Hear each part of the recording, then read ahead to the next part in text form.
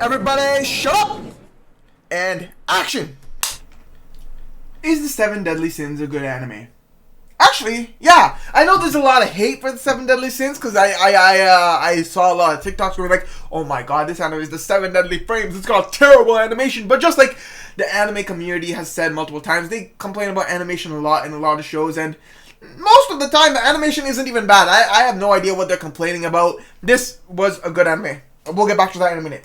This story is essentially about a world where multiple races live together. The key races being the fairies, the humans, the giants, the demons, and there's probably a bunch of other races which I'm forgetting. But regardless, it's just the story of all these races living in this world. Yeah, they have their own conflicts between each races, but like there's one key conflict where all the races united against the demonist race to seal them away. And now you have this entire story about the Seven Deadly Sins, who are criminals because they went against the king of Leonis or something, whatever the kingdom's called, and they went against the kingdom. They committed some treason or something, and the entire kingdom's after them. But you know, they were actually innocent, and there's corruption in the kingdom and whatnot. And it's just like a really interesting story that really stirs itself forward from the plot of the characters. This is the story of seeing how these characters are involved with each other as friends that consider them close enough to be family, that they work together to protect the world, the kingdoms, everyone as a whole. And you have the interluding stories about how there's this overgrinding conflict of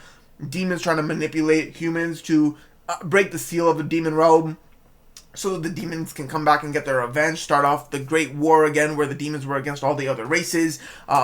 There's this entire plot line that is, honestly, I'm describing it badly, but it is really, really interesting. Like, at the start, it's kind of plain, because, like, the first few seasons of the show are all about the character relations. Oh, we found Elizabeth. We have to go on this journey to collect the Seven Deadly Sins to reunite the group. And, honestly, that alone was a really interesting journey. Like, watching them meet all the Seven Deadly Sins, each of them with their own quirks, each of these characters with their own sort of storyline, how they're all involved with each other, how they're all thankful to Meliodas, the the dragon sin, the leader of the Seven Deadly Sins, the most powerful one there, how they're all grateful to him, how they're all friends with him, how they all love him, how they all love each other.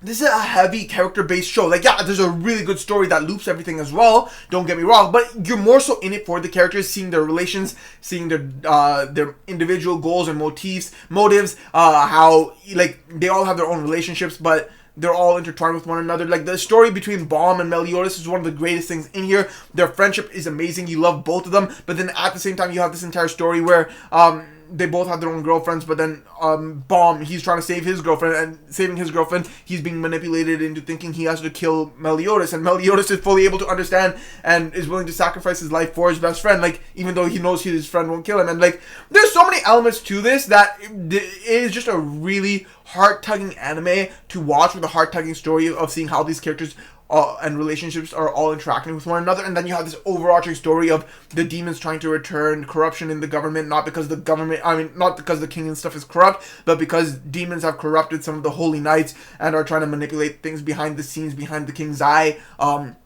And then it's up to the Seven Deadly Sins to try and save the kingdom and restore the peace, the battle with the Demon King resolving, and then there's so many other layers of the story slowly revealing itself. It's like peeling away at an onion with multiple layers and multiple storylines revealing themselves, interacting with one another, creating a deeper plot twists to the overarching story. There are good guys that seem like bad guys that seem like good guys.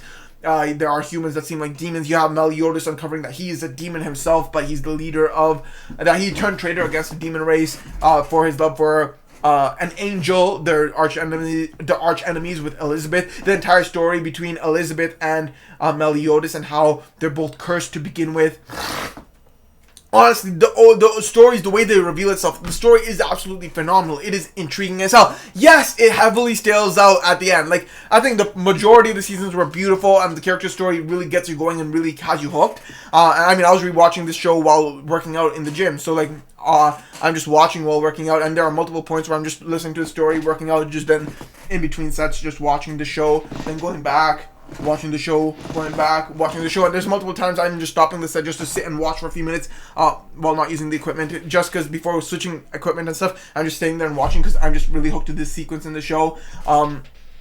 And yeah, this show has a really fascinating story that wants you to watch and keep going, but then definitely near the end it just starts scaling out and you just lose your sense of care. Like, yeah, the characters are cool, yeah, the story's nice, but the story itself is scaling out now and you don't really care. You've got a lot of the characters and it's just like being like a sort of couple episodes to wrap everything up, but like you're kind of just scaling out because it's just feeling elongated and stuff, and you're just like, yeah, I don't care anymore. Like, it's very hit or miss. Like, there are times, like, for the majority of the show, it's really good, entertaining, and hooking to watch. The characters immerse you and want you to follow them. They're charismatic like that.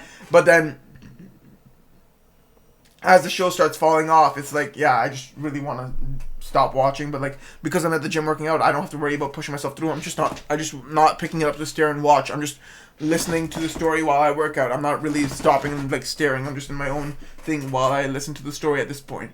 So yeah, it is like that, and the fight sequences in this anime are really good. The fight sequences are really fun to watch, exciting to watch. They're good, they're nice, short and sweet, but then there's some longer ones which are also good and cool to watch. All the fight sequences are really cool. The animation, people complain about the animation. I'm gonna be honest, the animation in the fight sequences is actually really good. Everything there is good. I don't know why fans are complaining there, but then I see a lot of complaints about like the regular slice of life type shots where it's more like, oh, we're just talking with another, we're going walking. Of course the animation isn't going to be super top tier there, but even then it's not bad. Like I didn't notice anything that I would complain about because I'm not even paying attention. The story just, I mean, I may be working out, but like, yeah, I'm watching while I work out, and it doesn't seem anything bad where it's like, yeah, this is unbearable to watch. It's more like I can watch. It's like anytime there's bad animation somewhere, it's like, it's not like that's the focus of the scene. It's more background elements that aren't the focus of the scene or something. But like even then, it's like I don't notice it. It's like I'm focused on the show, but like I'm not seeing anything bad that's going to trip me up. Most of the time when I hear people complain about bad animation, I'm usually thinking it's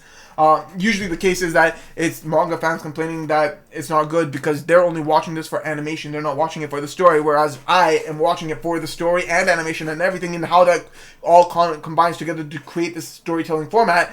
But story is the key thing here. The animation is there to emphasize it, and they're just there to watch it because they know the story. They're just there to see it come to life, and of course their expectations are different from mine. I'm just there for something good. They're there for something beautiful. I mean, I think they want higher budgets for these shows or something. I don't know, but all I know is the show was good. The animation is not that bad. Yeah, when I watched the sequels and stuff, there were some scenes which were like, yeah, that animation is bad. But like most of the time, it's not like that. It is good. It's entertaining. It's cool to watch. I enjoyed it. That is the 7 Deadly Sins, and it's a good show. God damn, I liked it. If you haven't seen it, I would definitely suggest it because it's a good show, strong show, beautiful characters. I love it entirely.